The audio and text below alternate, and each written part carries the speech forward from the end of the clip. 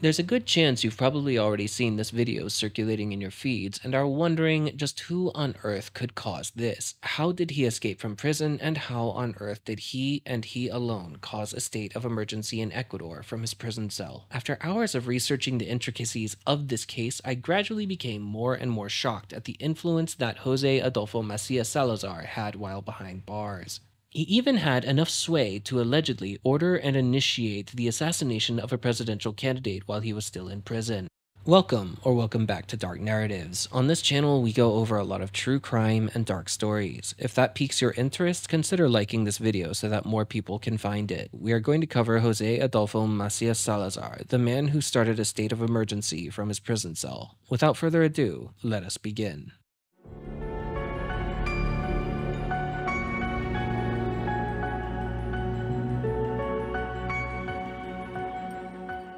Today, we're headed to Ecuador, home to nearly 18 million people, as well as the Galapagos Islands, which became the birthplace of the theory of evolution from Charles Darwin. Ecuador is located in the northwestern part of South America, bordered by Colombia to the north and Peru to the east and south. It has a diverse population with a rich mix of ethnic groups, including indigenous people, Afro-Ecuadorians, and a small European minority, and a mixture of all of the categories previously mentioned. The climate varies greatly depending on the region, with tropical conditions along the coast and a cooler, temperate climate in the Andean highlands. Ecuador's main revenue-generating industries are petroleum and agricultural products, particularly bananas, shrimp, and cocoa. It is also known for its flour exports and the fishing industry. Ecuador is worth visiting for its diverse landscapes that range from the Amazon rainforest to the Andean highlands and Galapagos Islands. Its rich cultural heritage, reflected in its vibrant festivals and historical architecture, is another draw. Additionally, Ecuador offers a unique opportunity to stand on the equator line from which the country takes its name. José Adolfo Macías Salazar, commonly referred to as Fito, was born and raised in the coastal city of Manta, Ecuador, on November 18, 1979. It is believed that he had a typical childhood for the region, but some sources state that his parents were addicts. As he grew older, he started to show signs of the man he would become. Little is known about Fito's early life, but it is known that he started to get involved in criminal activities in his teenage years, perhaps as part of his desire to elevate his socioeconomic class. In his teens, he aimed to climb the ranks of a drug smuggling syndicate in Ecuador, which required him to demonstrate both his commitment and his competence. This usually involved him executing various low-level tasks like drug transportation and distribution, enforcing gang rules, or even acting as a lookout.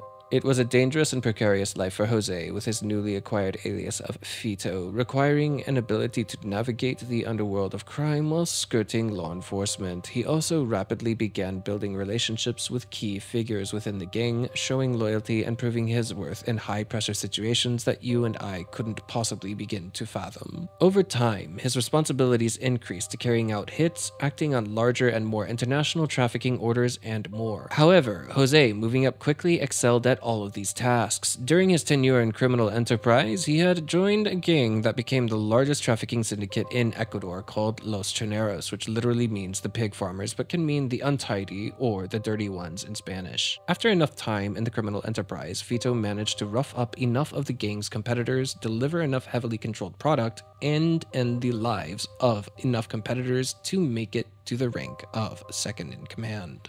Although it has only been written into record that his crimes began in 2000, with arrests and charges for the crimes of robbery being issued in his name, it is not clear if he was ever sentenced to any time in prison until an arrest and conviction that came roughly a decade later in 2011. After 14 counts of various crimes in categories ranging from drug smuggling to homicide and organized crime, Jose was sentenced to 34 years in prison. In 2013, he had escaped from a penitentiary that was close to a riverside near the city of Guayaquil, along with 17 other dangerous individuals, likely members of his own gang as well as his boss, Rasquiña. For a few days to a few weeks, he was able to escape undetected and went into hiding, but was later returned to the prison where he was serving his sentence, but had an escape charge added to his original sentences.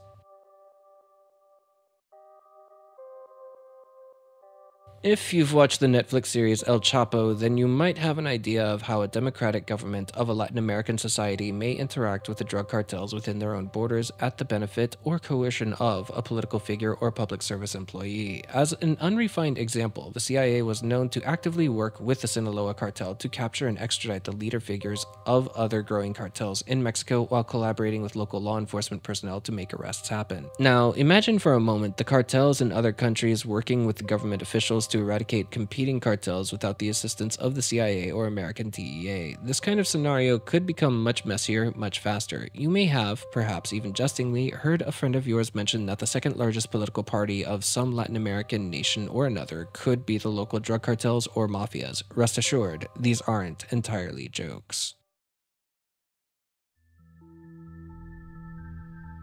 Having mentioned the pretense of the situation at hand, let us take a closer look at the history of narcotization of the government of Ecuador. With Peru to the south and Colombia to the north, Ecuador is a common land-to-sea based narcotics smuggling route for the cartels to take, and the result is obvious: turf disputes between rival smuggling syndicates. The escalating violence could perhaps best be described as a case-by-case violent basis of enemies suddenly becoming friends, with 4D chess involved. In the past 8 years, the homicide rate of the nation of Ecuador has increased eightfold due to the growth in strength, membership, and international collaborations of Ecuadorian drug cartels. But what on earth does the term collaborations mean? Although they were merely named in this video as an example earlier, the Sinaloa cartel, effectively speaking, had formed an alliance with Los Choneros drug gang of Ecuador. However, reports of this online effectively and specifically mention the exchange of heavily controlled substances for firearms and protection and transportation of Sinaloa product through the Ecuadorian ports of Esmeraldas and Manta to America, Spain, and other countries. Through the 2000s and 2010s, with the support of the Sinaloa cartel, Los Choneros grew to be so big and influential that there are 3 other gangs that have formed an off and on alliance, at one point even belonging to Los Choneros, to keep their own operations and interests in check with one another, as well as create some degree of mutually assured survival. They are known as Los Lobos, which means the wolves, Los Tigrones, which means the tigers, and Los Chone Killers, which simply means the dirty killers. These other 3 gangs have been known to collaborate with the cartels that are enemies of the Sinaloa cartel in Mexico to facilitate their own growth, acquisition of weapons, and controlled substances as a means of getting financial support. While it is not geographically surprising, there have also been instances of violence instigated by Colombian crime syndicates to the north.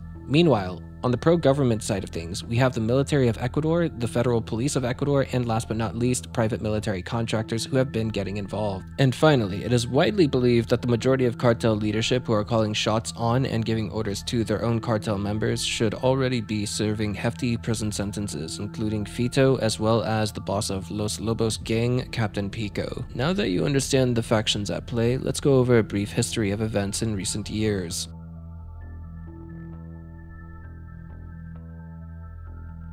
On December 28, 2020, Jorge Luis Zambrano, who was then the leader of Los Choneros gang, was gunned down at a shopping center in Manta by an unknown assassin while enjoying lunch with his wife and daughter. He was 38 years old. His assassin, if ever caught or liquidated by other mafia members, was not clearly mentioned. Understandably, this created a power rift, as remaining members of Los Choneros and the 3 affiliated gangs mentioned earlier silently wondered how the new successors of Los Choneros, Fito, and Junior Roldan would make changes to the organization. On February 23, 2021, searches had taken place across various prisons in Ecuador, resulting in the seizure of firearms that were smuggled into these prisons that coincidentally housed the leaders of the gangs Los Tigrones, Los Chone Killers, and Los Lobos. The locations of the prisons where these firearms were found, unsurprisingly, were in the prison cells of members of Los Choneros. Putting 1 and 1 together, it is believed that these firearms would have been used to take down the leadership of these 3 rival gangs, strengthening the positions of Fito and Junior Roldan as the new supreme leaders of Los Choneros.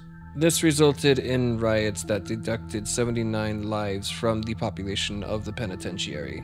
On April 17, 2021, 7 people were brutally murdered by gunmen, specifically targeting members of the cartel known as Los Tigrones. In instances where members of Los Tigrones could not be located, their family members were shot instead. In late May of 2021, the leader of Los Chone killers, known as Ben 10, was released from prison after the prosecutor handling his case refrained from charging him. Bribery or coercion as a tactic to escape prison may have also been at play. In July of 2021, riots took place at Latacunga Regional Prison and Littoral Penitentiary between gang members of Los Choneros and Los Lobos. 27 inmates were liquidated. 2 months later, in September of the same year, two different very notable attacks took place, both of which happened at the same prison housing Junior Roldan and Fito. On the 13th, intricate drone attacks with explosive devices attached to them took place at Guayas Regional Prison, targeting Junior Roldan and Fito, trying to snuff them out. It's believed that both suffered minor wounds, if any at all. Little more than 2 weeks later, on the 28th, a riot at the same prison took place with quite a few beheadings occurring. Altogether, 123 prison inmates lost their lives, and this became known as one of Latin America's most deadly prison riots to ever take place. There are no words in any of the 3 languages I speak that properly express the savagery involved in some of these prison riots. In the case of the Guayas Regional Prison, one woman whose son was incarcerated for aggravated robbery went to the gates of the prison to ask the armed guards to help check on the status of her son. She was coldly met with a reply from the guards stating, "Let the prisoners take each other out until the violence ends." The mother of a completely different inmate nearby sympathetically allowed her to video call her own son, who was alive and well in the prison but could only show the first woman her deceased son's body piled among many other mutilated inmate corpses. As you can probably imagine, with everything that was said earlier about the role of drug cartels in Latin American democracies, it should come as no surprise that the cartels should be revered as, depending on who you ask, much more straightforward politicians or political parties that operate from the shadows. There are many more notable and bloody events that took place from 2021 to 2023, including the kidnapping of Fito's daughter, who was also released unharmed, but we should probably move the timeline forward a little bit to more recent events to save you all from confusion. Many national security-related political figures and public service workers were either resigned or were assassinated. On February 14th, 2023, Junior Roldan was able to walk free from prison while continuing to essentially share a 50% leadership role with Fito over Los Choneros gang. On May 6th of that year, after attempting to go into hiding, the lifeless body of Junior was found with gunshot wounds to his head in southern Colombian rainforests. For better or for worse, Fito became the last man standing and the final leader with consolidated power of the Los Choneros cartel. The circumstances of Roldan's assassination are not entirely clear, and, as you will soon learn, assassinations have evidence released from criminal enterprises both loudly and proudly claiming and bold-facedly denying responsibility, in a pattern that you will soon begin to recognize as all too common in the Ecuadorian security crises. Ecuadorian presidential candidate Fernando Villavicencio, a journalist by trade, was known for his strong anti-cartel statements, position, and promises for reform and plans to rid Ecuador of their very recent corruption issues, was assassinated while leaving a campaign rally in the capital city of Quito. In a video, masked men claiming to belong to Los Lobos crime group claimed responsibility for the attack. Shortly after, another video was released in which a different group of men also claimed to belong to Los Lobos denied having a role in the attack. 1 week prior to this attack, however, Fito was known to have publicly threatened presidential candidate Villavicencio with his life. You should take this information for what it is worth and draw your own conclusions. Strangely enough, however, the gunman involved in the assassination was an 18-year-old Colombian boy named Johan David Castillo Lopez, who, according to 2 different versions of the story, was shot 9 times in return by police nearby and died on the scene, or was beaten to death by an angry mob after police shot him enough times to remove his weapon, cuff him without any risk to their own safety, and put him at the side of the road, where an angry mob then kicked him and stomped him until he succumbed to his injuries. 6 other Colombian affiliates of the gunman were arrested. Less than 1 week later, on August 15th, another presidential candidate that followed very left-wing ideology, Pedro Briones, was assassinated, possibly for also expressing anti-cartel sentiment. For clarity's sake, in all of these assassinations, the then standing president of Ecuador was never harmed to the best of my knowledge. After the events of August 9th, 2023, Fito was removed from the minimum security section of the prison where he was serving his sentence to the maximum security section of the same prison. This took about 4,000 police and soldiers to facilitate. Widespread protests inside of the prison and on the outside perimeter from released convicts of the prison took place. The legacy of Villavicencio lives on through his running mate and vice presidential candidate, Andrea Gonzalez, who will run in his place and try to guarantee the policies that he promised to all of Ecuador. The standing president of Ecuador at the time promised construction of a new and special prison facility where inmates do not have contact with the outside world or one another.